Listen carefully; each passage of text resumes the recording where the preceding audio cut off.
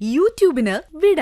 സൂര്യയിലെ എല്ലാ പരമ്പരകളും സംരക്ഷണത്തിന് ശേഷം തികച്ചും സൗജന്യമായി സൺ നെക്സ്റ്റ് ആപ്പ് ഡൗൺലോഡ് ചെയ്യൂ. കണ്ടാസ്വദിക്കാം നിങ്ങളുടെ പ്രിയ പരമ്പരകൾ.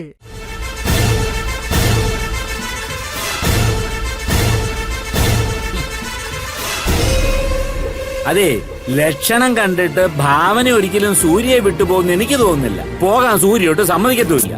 അച്ഛാ, ഇവിടെ എടുത്തുചാട്ടം കൊണ്ട് ഒന്നും നേടാൻ നോക്കരുത്. അത് ശരിയാവില്ല. പകരം ഈ ഒരു കാര്യം പൂർണ്ണമായിട്ടും എനിക്ക് വിട്ടേക്ക്.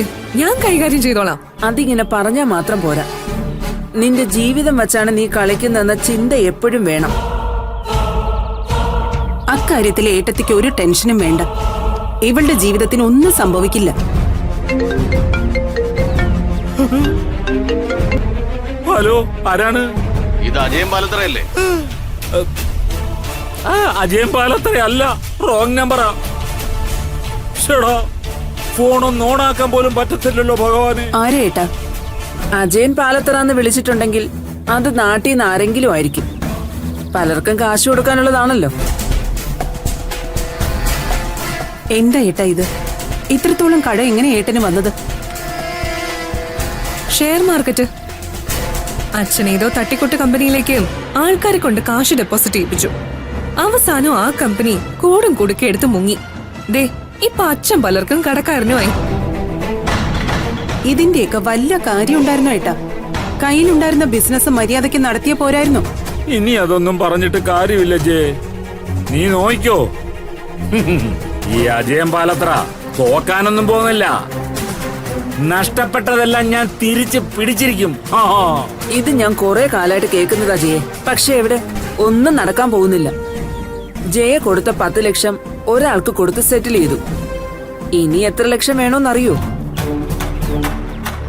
സത്യം പറഞ്ഞ മാനസമോക്കുണ്ടായിരുന്ന ജോലി ഒരാശ്വാസം തന്നെയായിരുന്നു ഞങ്ങൾക്ക്. ആ ശമ്പളം കൊണ്ടാ ചിലരുടെയൊക്കെ പലിശ കൊടുത്തോണ്ടിരുന്നത്. ഇപ്പൊ അതും മുടങ്ങി. എല്ലാത്തിനും നമുക്ക് വഴിയുണ്ടാക്കാം. നിങ്ങൾ സമാധാനപ്പെടും. മാനസമോള് സൂര്യയുമായി ഒരു അഡ്ജസ്റ്റ്മെന്റിലേക്ക് വന്നാ പിന്നെ ഒന്നുകൊണ്ടും പേടിക്കണ്ടെന്നേ. ഞങ്ങൾക്കുള്ളതെല്ലാം സൂര്യക്കുള്ളതാ. മാനസമോള് പറഞ്ഞ പ്രകാരമാണ് കാര്യങ്ങൾ നീങ്ങുന്നതെങ്കിൽ എത്രയും വേഗം നമ്മൾ ഇവരുടെ കല്യാണം നടത്തും. ഭാവനയെ സൂര്യ താലി കെട്ടിയതൊന്നും നിയമസാധുത ഇല്ലാത്തതാ. അതുകൊണ്ട് നമ്മൾ ബുദ്ധിപൂർവം തന്നെ നീങ്ങണം. അതെ ആന്റി, ഞാനും അത് തന്നെ പറഞ്ഞത്. ഇപ്പൊ തന്നെ ഞാൻ പറയുന്നത് സൂര്യ അതേപടി അനുസരിക്കുന്നുണ്ട്. ഇനി എന്താ വേണ്ടെന്ന് ഞാൻ നോക്കിക്കൊള്ളാം. നിങ്ങൾ എല്ലാരും ശ്രദ്ധിക്കേണ്ട ഒരു പ്രധാന കാര്യം ഞാൻ പറയാം. ഇനി മുതൽ ഭാവനയെ കാണാൻ വേണ്ടി ആര് വന്നാലും നിങ്ങൾ ആരും ഒരു വെറുപ്പോ ദേഷ്യമോ കാണിക്കരുത്. അങ്ങനെ വരുമ്പോഴാ കൂടുതൽ പ്രശ്നത്തിലേക്ക് പോകുന്നത്. ഇല്ല മോളെ, ഇപ്പൊ ഞങ്ങൾക്ക് കാര്യം മനസ്സിലായി. ഇനി മോള് പറയും പോലെ തന്നെ ഞങ്ങൾ ചെയ്തോളാം. അത് മതി ആന്റി. എല്ലാം നല്ലതുപോലെ തന്നെ പര്യവസാനിക്കും.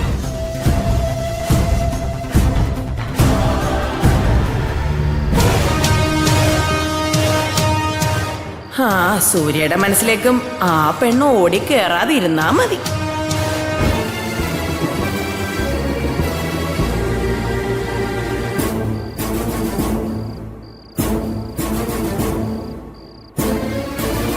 എന്താ സേതോട്ടാ, എന്തൊരു ഇരിപ്പാ ഇത്? മാമനും മാമയും പറഞ്ഞതിനെ കുറിച്ച് ആലോചിക്കല്ലേ? സേതോട്ട് ഇത് എത്ര അനുഭവിച്ചാലും മതിയാവത്തില്ലേ? വെറുതെ ഓരോരോ പ്രശ്നങ്ങൾ ഉണ്ടാക്കാനാ മാമനും മാമയും അപ്പൊ കയറി വരുന്നേ. ഞാനും ഭരതും അവിടെ പോയപ്പോ കണ്ടതോ? നിങ്ങൾ അവിടെ എന്ത് കണ്ടുന്നാ? മാനസ സൂര്യയോട് അടുത്തിടപഴകുന്നതോ? സേതോട്ട, എനിക്കും ആദ്യം അങ്ങനെയൊക്കെ തന്നെയാ തോന്നിയത്.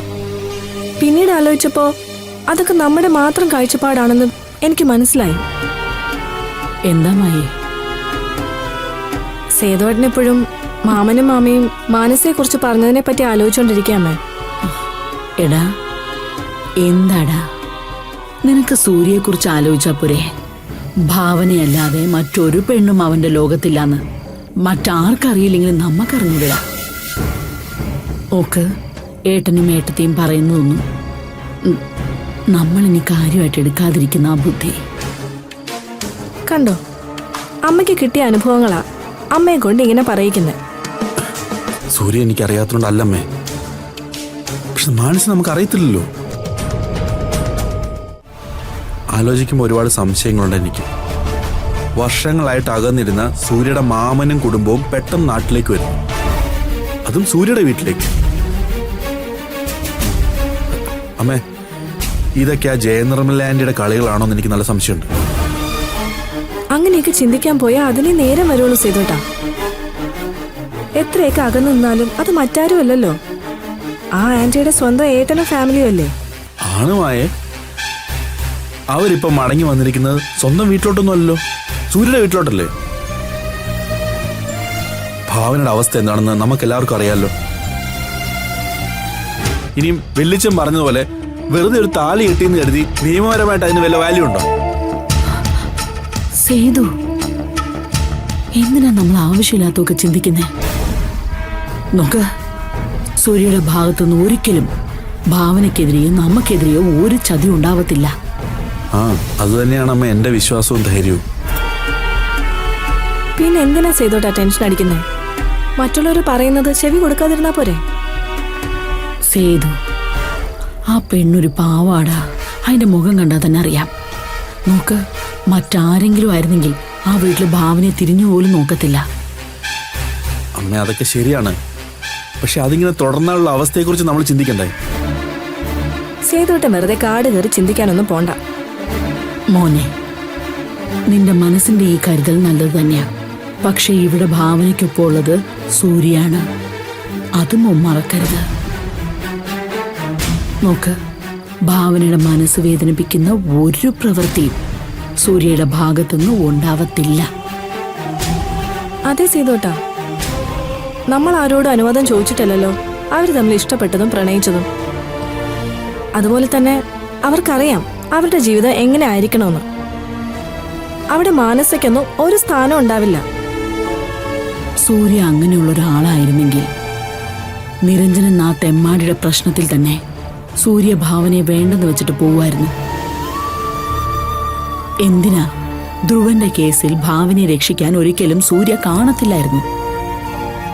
അവൻ അത്രയ്ക്ക് പ്രിയപ്പെട്ടവളാ ഭാവന. ആ സ്ഥാനത്ത് ഒരിക്കലും മറ്റൊരു പെണ്ണിന് സ്ഥാനം ഉണ്ടാവത്തില്ല. മോനെ, ഡാ, നമുക്ക് ഭാവനയുടെ സന്തോഷമല്ലേടാ വലുത്. മക്കളെ, നമുക്ക് അത് മാത്രം നോക്കിയാ പോരേടാ. അവളുടെ മനസ്സിലെന്താണെന്ന് നമുക്കറിയത്തില്ലല്ലോ.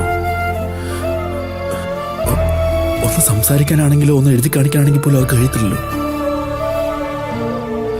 നമ്മളെ എല്ലാവരെയും എത്ര കരുതലോടെയാണ് ഭാവന നോക്കിയിരുന്നത് എല്ലാവർക്കും അറിയാലോ. ആ ഭാവനയാണ് ഒന്ന് ഉരിയാടാൻ പോലും കഴിയാതെ ഒരു അന്യ വീട്ടിൽ പോയി കഴിയുന്നത്. അമ്മേ, ഇങ്ങനൊരവസ്ഥയിൽ ഭാവനയെ നമ്മൾ വേണ്ട നോക്കാൻ. കുറച്ച് ദിവസമെങ്കിലും അവളെ ഇവിടെ കൊണ്ടു നിർത്താം, എന്നിട്ട് നമുക്ക് അവളെ നോക്കാം.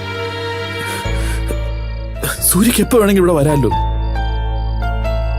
അതിന് സൂര്യ സമ്മതിക്കുന്ന സേതുവിന് തോന്നുന്നുണ്ടോ? നമുക്കൊന്ന് സൂര്യനെ സംസാരിച്ച് നോക്കാമല്ലോ. അമ്മേ, ഇപ്പൊ തന്നെ പലരും കുറ്റം പറയാൻ വേണ്ടി കാത്തിരിക്കുക. ആരോഗ്യമുള്ള സമയത്ത് ഭാവന ഈ കുടുംബത്തിന് വേണ്ടി ഒരുപാട് കഷ്ടപ്പെട്ടിട്ടുണ്ടെന്നും ഇപ്പം ഭാവനയ്ക്കൊരു വീഴ്ച വന്നപ്പോഴേക്കും നമ്മൾക്ക് അവളെ കൈവിട്ടെന്നും. എടാ, ആർക്കാ ഇങ്ങനെയൊക്കെ പറയാനുള്ളത്? പറയാനുള്ളവരിങ്ങോട്ട് വരട്ടെ, അവർക്കുള്ള മറുപടി ഞാൻ കൊടുത്തോളാം. പറയുന്നെങ്കിൽ മാമിയും മാമനും മാത്രമേ ഇങ്ങനെയൊക്കെ പറയൂ, അല്ലാതെ ആരും ഒന്നും പറയത്തില്ല സേതുട്ടാ.